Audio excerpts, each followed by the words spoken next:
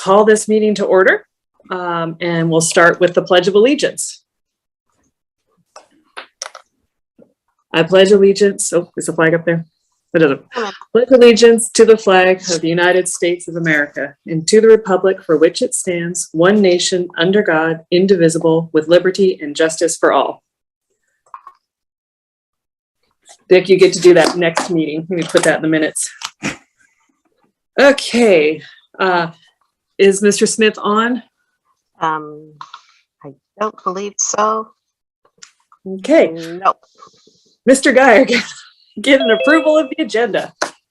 I move we approve the agenda for the January 13th, 2022 committee meeting minutes. No. Just No. approve the agenda for today. Yeah, I move that we approve the agenda. I'll second that. All in favor? Aye. It's unanimous. Robin, do we have any public comments? No, ma'am, there are no public comments. Nailed it. Okay.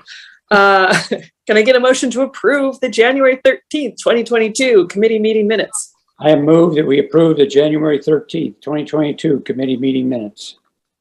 I'll second that. All in favor? Aye. Aye. Unanimous. I feel like I'm running the clubhouse. Okay. Let's start then. First first item on the agenda is an update on our technology assessment. Mr. Shohan has provided us with an executive summary. So if you want to get started, Mr. Shohan, we'll get this thing going. Okay. Robin, if you could pull up. I'm coming. Thank you. I'm coming. All right.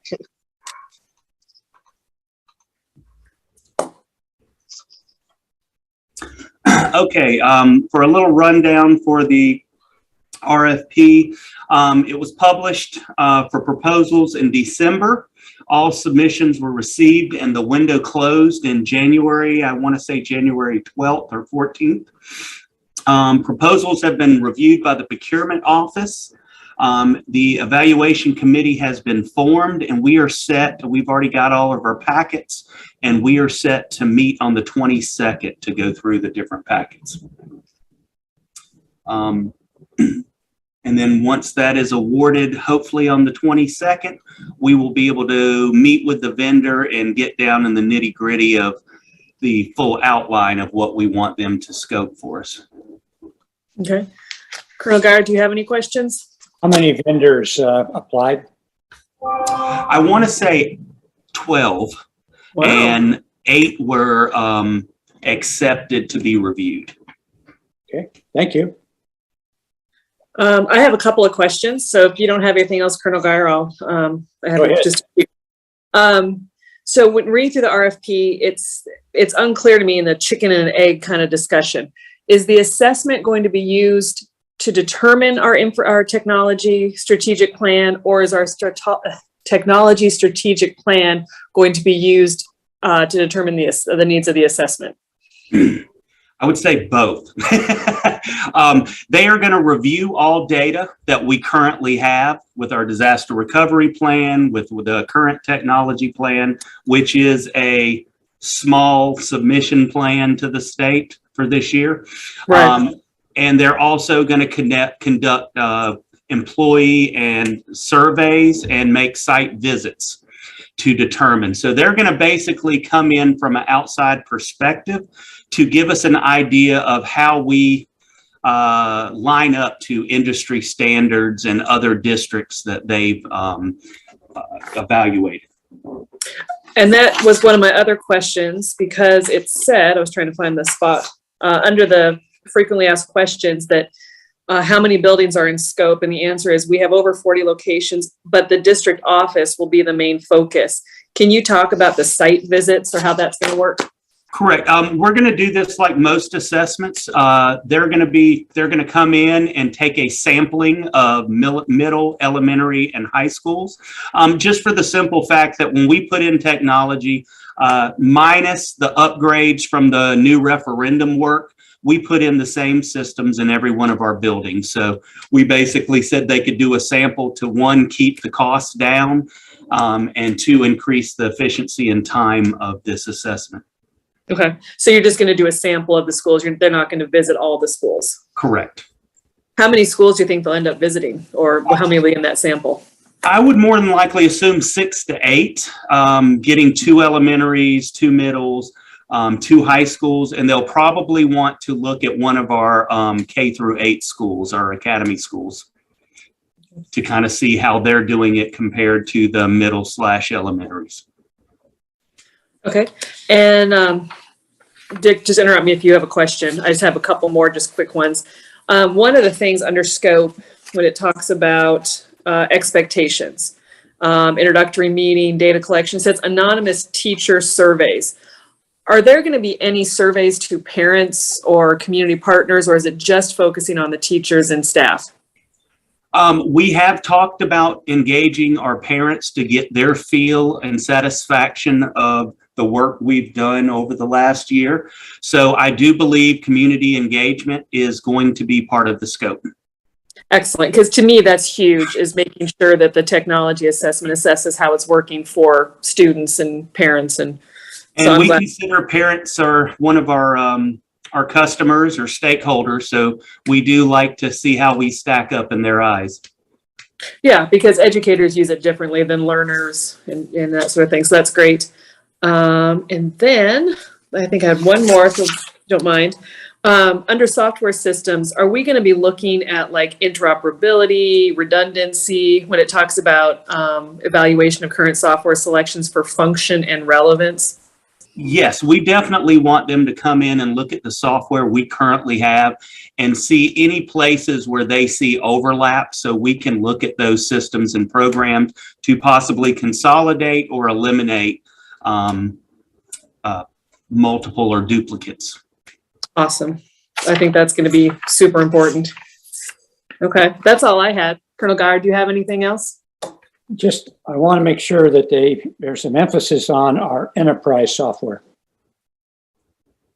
Yes. Yeah. And that's one of, go ahead, sorry. No, I was basically piling on because I saw something about moving to the cloud enterprise, or something about how that was under the technology plan, though, was that we were starting to focus more on cloud-based. And one of the cloud parts is for mainly security and operability in our fluid situation with viruses right now. At any given time, we could say, hey, all staff, all students go home. And we want to make sure our staff members can do the same job functions remotely as they can in the office in those times of need. And I did have one other quick question. What are automation systems? What's covered under that? Is that like our badging system, or? Badging system, we have a lot of environmental systems also. So a lot of our AC systems and our facility systems tie into the network on some aspects. We're seeing that more and more as time goes on, and every system we bring up, from the AC to everything from the cameras to in-room sound, everything is moving away from the old low voltage wiring and moving over to the network side to be readily available data. Yeah, awesome. Okay. All right. Well, look, that took us all of 8 minutes. I mean, that's impressive. Okay. Next item, update on broadband initiatives.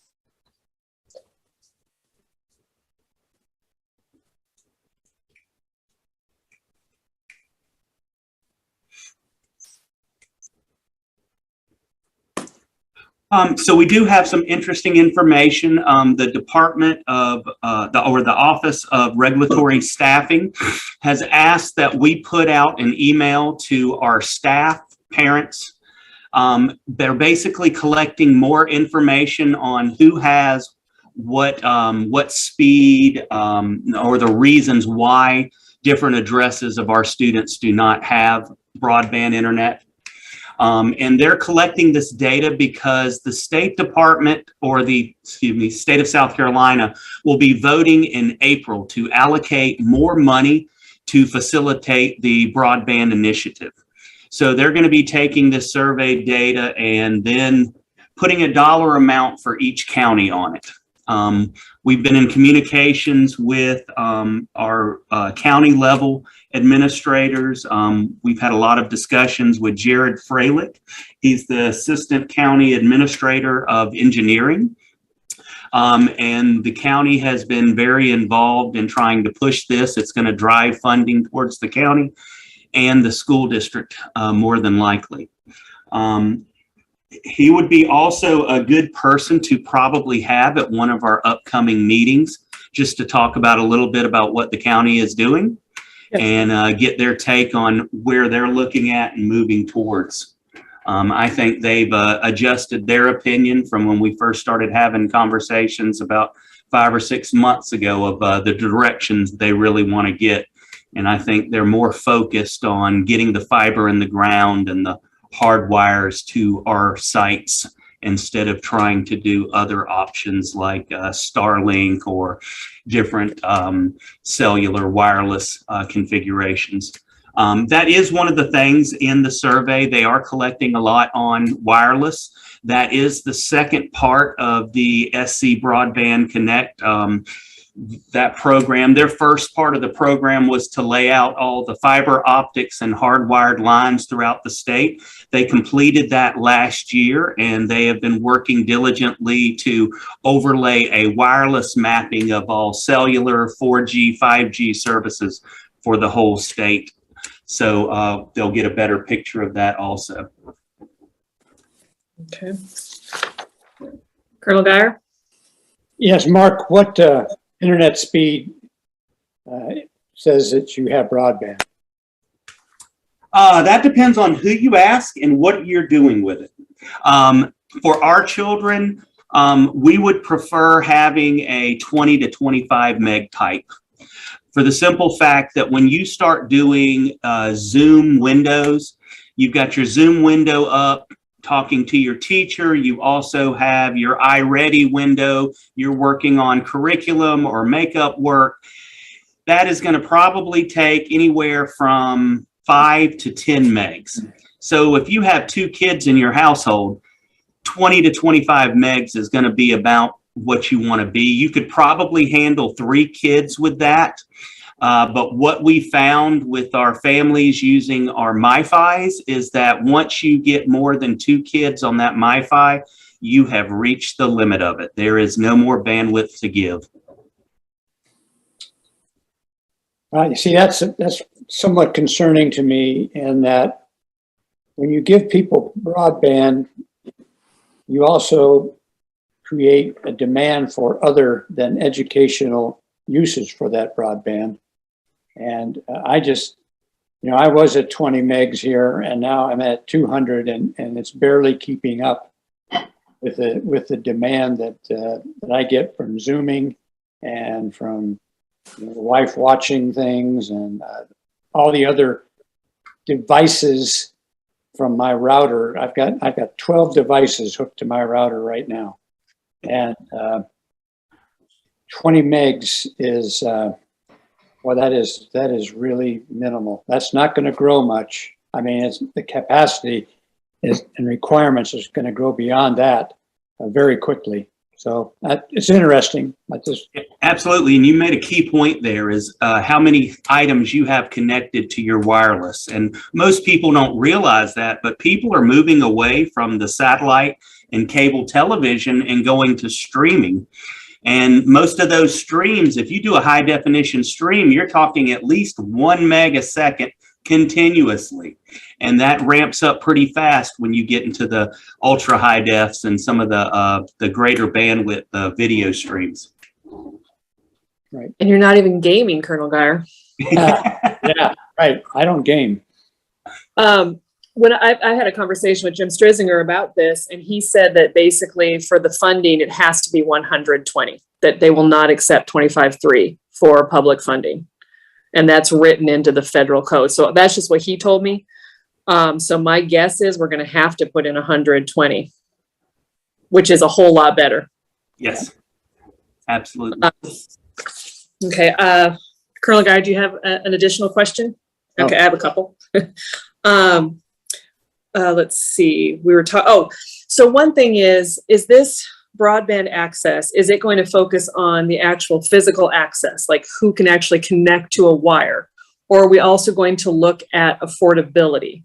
Because I think there are a lot of students who maybe are on the fiber network that live like on Hilton Head, maybe in a lower income housing unit or something, but no one's paying for wireless. So they still don't have wireless. Is that part of this survey, or is it strictly looking at the hardware?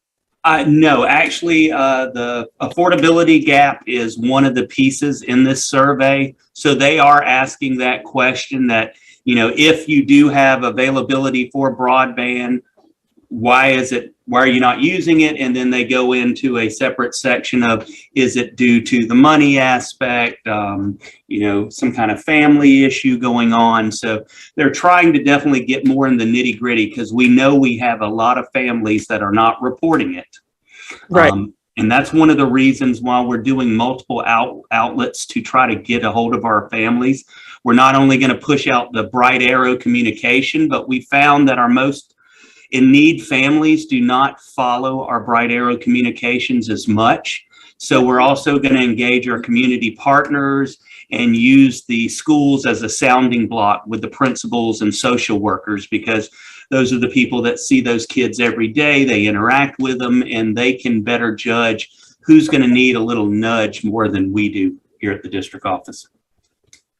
And that was my second question, because I do think that whenever you communicate in the schools, you have to kind of take a shotgun approach, you know, scatter, see many different ways of getting as possible. But one of my concerns is making sure that someone's got to be tracking, like, here's our student population. Have they submitted? Because I don't want to see like one person. I could see me accidentally filling it out multiple times because it gets emailed to me. I get it. You know, someone asks my son at school, you know, making sure that everyone has one survey turned in for every student. Is that going to be organized that way? Generally speaking, when we put out these in SurveyMonkey, or the state puts out these Google forms, they're able to see the IP address that puts out the initial response back. So they can run a dedupe filter on that database to try to rule out multiple submissions. But you got to be careful with that, because sometimes you may have multiple families living in on a piece of property or something like that, sharing an internet, possibly sharing a phone. So I'm sure they will take that into account. Yeah, it just seems like it might be kind of chaotic, like you said, different circumstances. Mr. Smith, welcome to the meeting. I don't know if you saw the presentation. Do you have any questions regarding the survey for broadband access?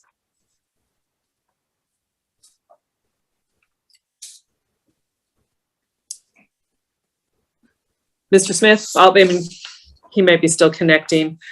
We can circle back at the end of the meeting. The next item on the agenda is the discussion of the technology strategic plan.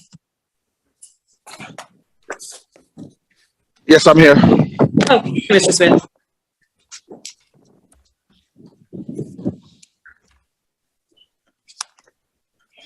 I didn't hear you share something. Oh, I was just, we're on item G, discussion of technology strategic plan. I don't know if you heard the update on the survey that's going to go out to students about broadband availability, and if you had any questions on that before we moved on. No, I don't. Thank you. I don't. Okay, great. Technology plan.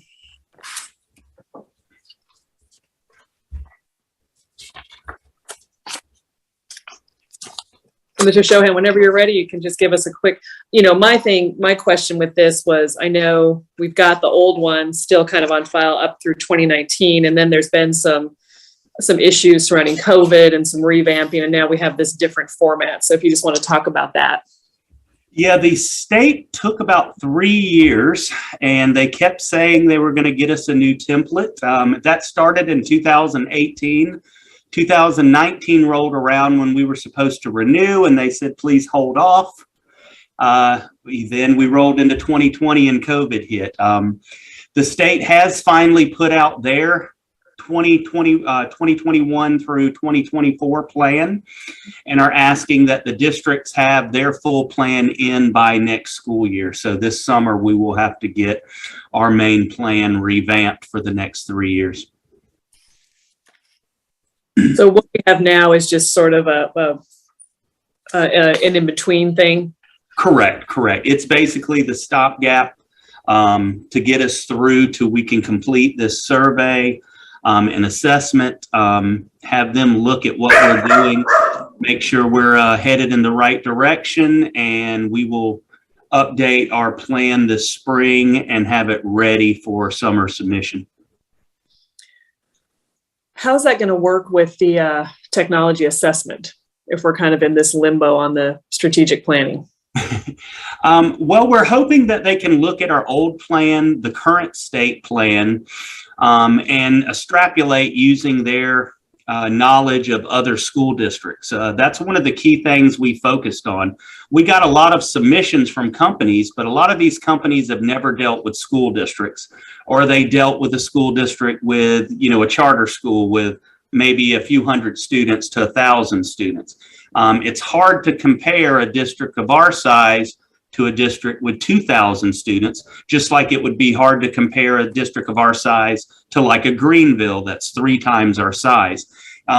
Just because of the vast difference in operational capacity, it's hard to compare those. And we definitely wanted a provider that had some knowledge in our size space.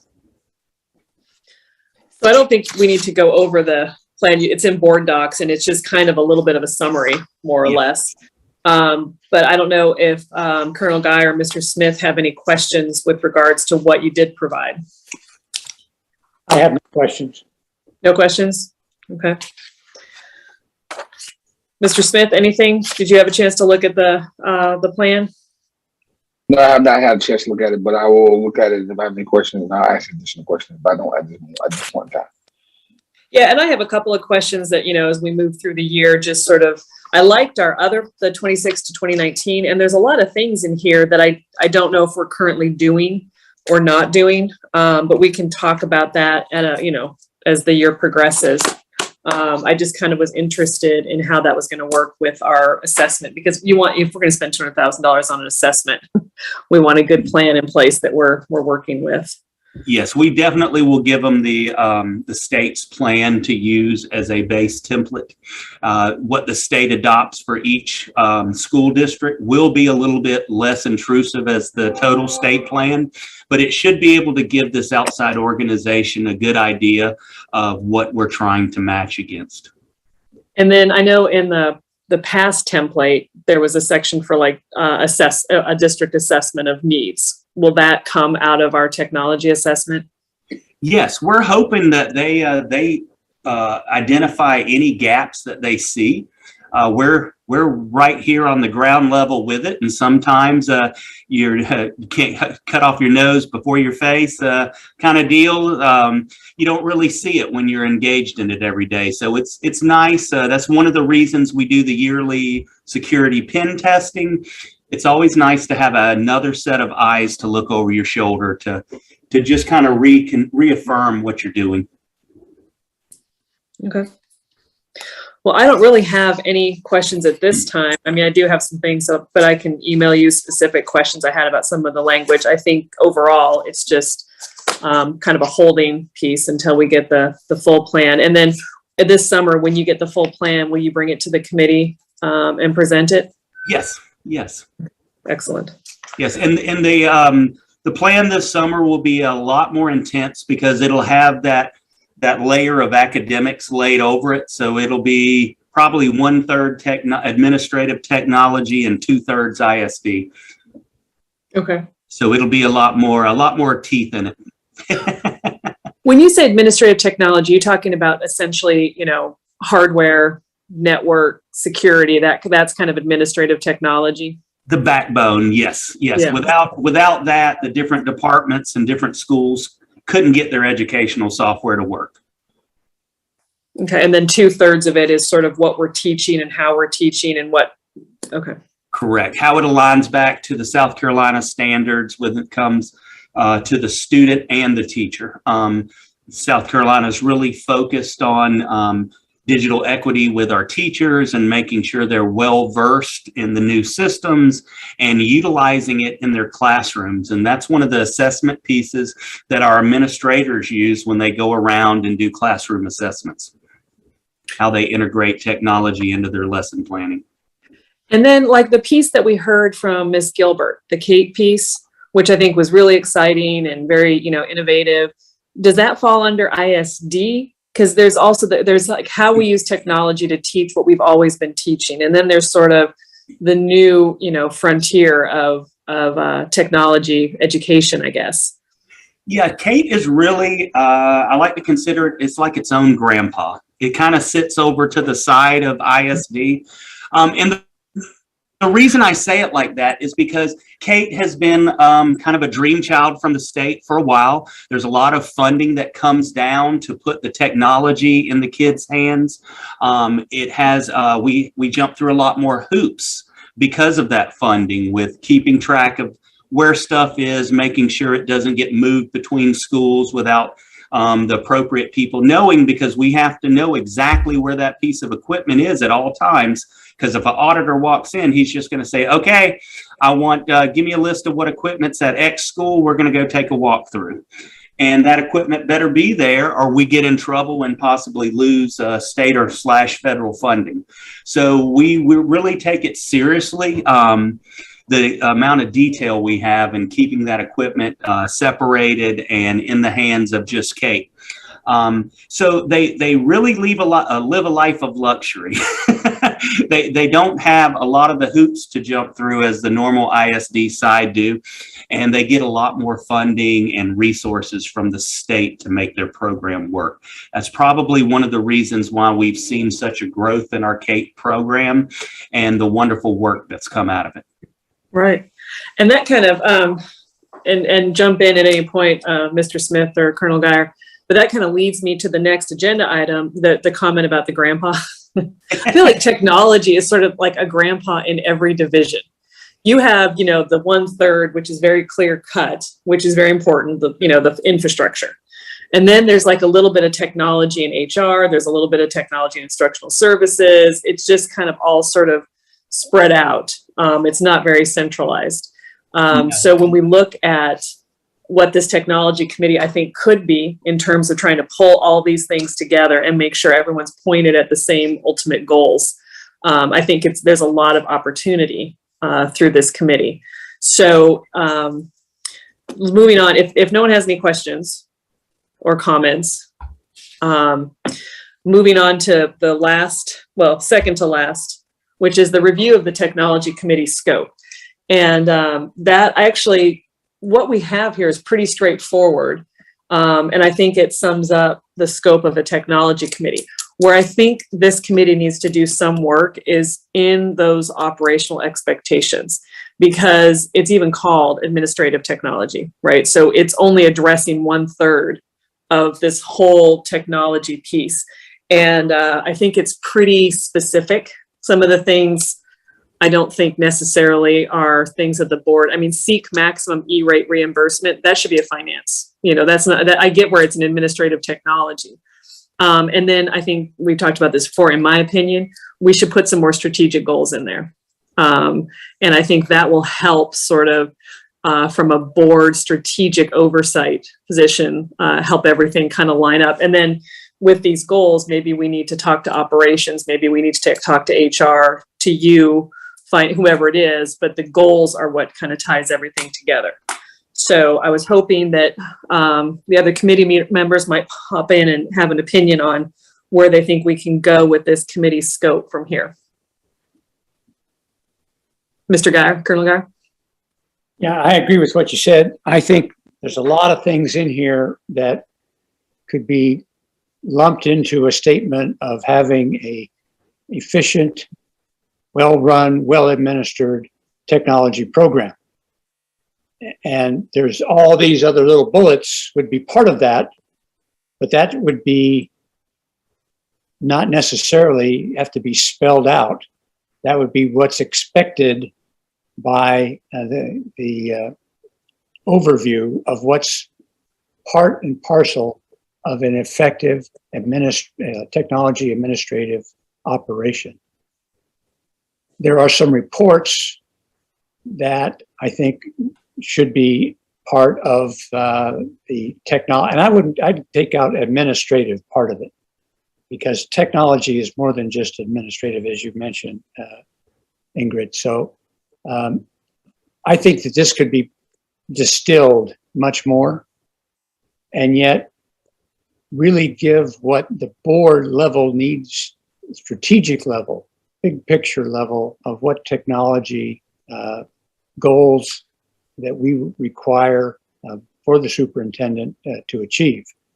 And I agree, the maximum E-rate reimbursement, that's a financial thing. That doesn't, the finance obviously has to get input from technology to submit that, but that's a financial issue. The unauthorized online disclosures and those types of,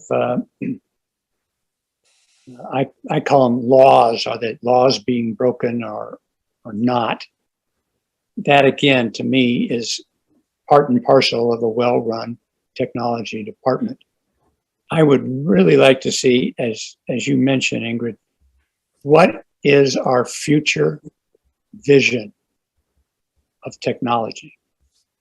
What do we see 5 years, 10 years, 15 years down the road that we're going to need, and some type of a periodic update to the board on technology and forecasts, so that we have some ideas of what's on the horizon. When you look at what has changed in the last decade in technology, and the pace of change is not slowing down, it's increasing. And so to keep ahead, I really think we need a review. You know, Moore's law is every 24 to 36 months, the speed of processors, it doubles.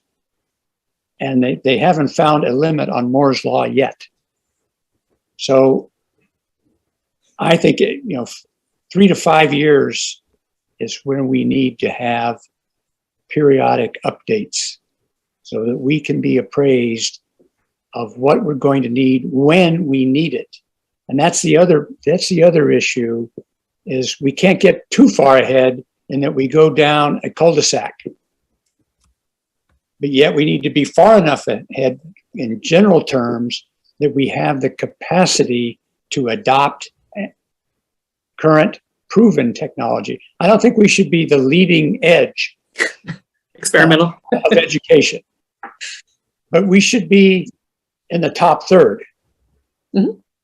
If that's what I'm trying to get across. But I think that's what's important to be put in there as a requirement for the board to the administration. This is what we are interested in, you staying on top of things and not get us surprised. We don't want a surprise. We wake up one day and everything is outdated, and we have to have a massive expenditure to catch up. We want to do incremental to get there. And that has to do with the refresh plans and everything else that goes about that. Mr. Smith? Do you have any thoughts on looking at this OE7? I'll listen to what I agree with what was said. I agree with some of what has been said, but I also in terms of technology, I would wonder, what we need of a technology facility, in terms of here recently we're talking about having maybe one universal place for north and south of the Broad. That may be one thing that we might want to look at as well. And do we have all we need to operate this district as a state-of-the-art technology facility that we say we are, along the lines of resources and what we already have in place, and from what we don't have. So I guess we could kind of put some of those things in there as well, in terms of how we navigate to answer these questions, and in terms of what Mr. Guy says, and we don't get too far ahead to where we're not watching what's in front of us as well. I think all those things do matter. Yes. That makes sense. I'm not gonna say a lot in a roundabout way, but No, I agree. I think you're spot on, Mr. Smith, in terms of what I hear from that too, is you're saying, let's make sure that the district has the focus and the resources on technology, which I think when it's spread out to all these different departments, people can't see the vision for the technology. We can't highlight what we're doing. We can't make it visible. And it languishes in terms of, support and energy behind it. And so that's my hope with having a technology board committee, is that we can really put some energy and get some community level enthusiasm behind what we're doing and what we are potentially going to be doing. So to that end, I know Colonel Geyer, you agreed, and I think Mr. Smith, you were as well, that I think the next thing, I liked the technology scope, which is review all the items contained in OE 17, support the district's effort for broadband expansion, which I think is a huge equity issue, provide input and recommendations on increasing stakeholder and community involvement. Those are three key things for me, but I think that OE 17 has to be a better document. I mean, if you want to, Mr. Shohan, you can review all downtime with us if you really want to do that, but I don't see that as putting a bunch of energy and enthusiasm in technology. Yes, Mr. Shohan, sorry. One thing you said there about having a dedicated technology space, that is one way that other districts in the state have went about it. Charleston has a school that's dedicated to technology. They have their base core curriculum still there, but they kind of broke it off like an Ames program and had a technology section built into the building. I know Richland 2, Lexington 1, those districts have made showcase buildings that has then become their technology hub. They usually started with one facility, but then grew that to encompass your whole county. So I do agree that would probably be a good path to follow. It's nice to have technology at all of our buildings, but there is a lot more we could do in these maker spaces that could really focus on student achievement and technology use. Yeah, I think there's some interest in something like a tech facility that Mr. Smith brought up. I think, and I think there's some opportunities, right? Because we've got another referendum on the horizon. We've got the May River Kate project still sort of out there. I mean, there's. I think that people, if you look at what cybersecurity of the South, what is that? South Coast Cyber, they are pouring in resources, and the state is basically, and the federal government's pouring in resources to develop these programs. So I think this would be a great time to get the school board on board with spending money on technology. Yeah, 3 members of my team will be attending the South Coast Symposium on cyber security risk and mitigation along with SLED next month. Well, and I think through this committee, it's an opportunity to work with the board and bring the board along with you and engage the community on that process, because I think there's a high level of interest in doing something like that. So my thought, the thing I thought is, since we're kind of in agreement on all this, is make a recommendation. How should we proceed? I talked to our chair, Mr. Strabinger, about how do we go about revamping OE 17. And I have some ideas. He said that basically our committee could kind of work through them, redo them, and then submit them to policy for review, which would have feedback. And then eventually we get to some sort of a finished product that would be voted on at the full board. So if that sounds like a reasonable way to do it, I don't necessarily think that Mr. Shohan has to be here through the whole process. It might be nice to have, be able to bring in Mr. Shohan or Mr. Gilbert or Tanya. Sorry, I just spaced on your last name for some reason for a second, Ms. Crosby. If we have questions, but I think it's something I would like to do it without sucking up a lot of staff time if possible. So what do you guys think about that? Yes, Mr. Gar. I recommend that one of us, you, me, or Mr. Smith, start writing a draft of a proposed OE17 document, and then staff it between the committee members until the 3 committee members think, yeah, that sounds good. We got everything here and there. We each have a chance to add or subtract or delete or expand this draft document. Once we have it at that point, then we submit it to Mark and say, comments, what comments do you have? Submit it to Ms. Crosby, what comments do you have? Have a little back and forth and provide the policy committee a coordinated draft to give to the policy committee, to let them do their magic, and then give that to the full board. That's what I could see happen. Mr. Smith? I'm a little I think I probably would like to go with the first one you talked about before, about this kind of meeting, and not utilizing the staff as much. But my only question will be, my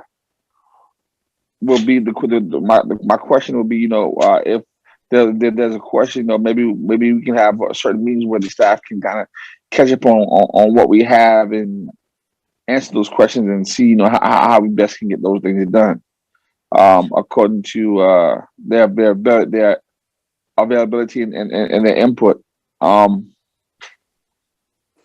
That's my line of thinking.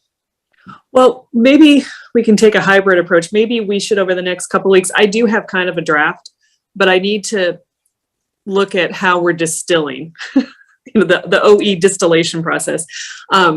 And maybe we could all, just the 3 of us on the committee, could sort of email ideas. I can email my draft document.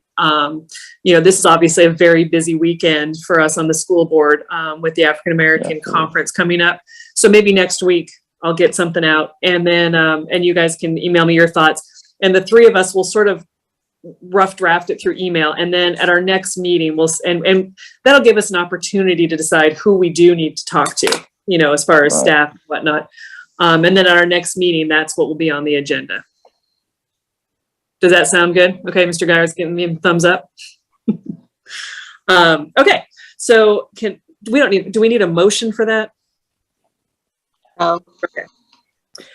So I think what we'll do is the conclusion, unless someone has a comment or a concern, is that I will next week, we'll start the process of just emailing our ideas back and forth and commenting, and we'll have something that we can bring to our next meeting and receive staff feedback and have like a full-on conversation about. Does that sound okay? And Mr. Smith, you're good with that? Yeah, no problem with that. Okay, awesome. All right. So that's what we'll do. And then the last item on our agenda is discussion of future topics, which I think that the OE is going to take up a lot of our next meeting. Is there anything else we need to have at our next meeting? I see no hands. All right, so we'll just make that the topic of our agenda for our next meeting, Robin. And Mr. Shohan, we'll let you know, kind of, we'll set, once we have some sort of a rough draft, we'll send it to you, and then we'll talk about if there's any other personnel that needs to be here. And if you wouldn't mind being the sort of taking the point from a staff perspective on it. Okay. Okay. Next meeting going to be March 17th. That's the third Thursday. I will be out of town. Oh, that's right. Do you want to meet on are you back on the 30th? I am. You all want to meet on the 30th? It's a Wednesday? Mm-hmm. I have nothing on that day. Works for me. Mr. Smith? That's fine. Okay, excellent. Actually, because we're going to be so busy with the next month. 2:00 on the 30th? Yeah, 2 o'clock work. Yes. Okay. Yeah, so we'll shoot for Wednesday, the 30th at 2 o'clock, and that'll give us time to get this together and do our budget stuff that we need to do in March. So. Okay. Because you have a budget work session on the 25th. Right. Okay. All right. Well, if there is nothing else, the plan is we will meet. Sorry, my cat's now trying to adjourn the meeting. We will meet Wednesday, March 30th at 2 o'clock, and we will go over a revamp of OE 17. Okay. Do I have a motion to adjourn? So moved. Mr. Smith? So, unanimous. Okay. All in favor? Say aye. Aye. All right. All right, it's unanimous. Great. Thank you, guys. Appreciate it.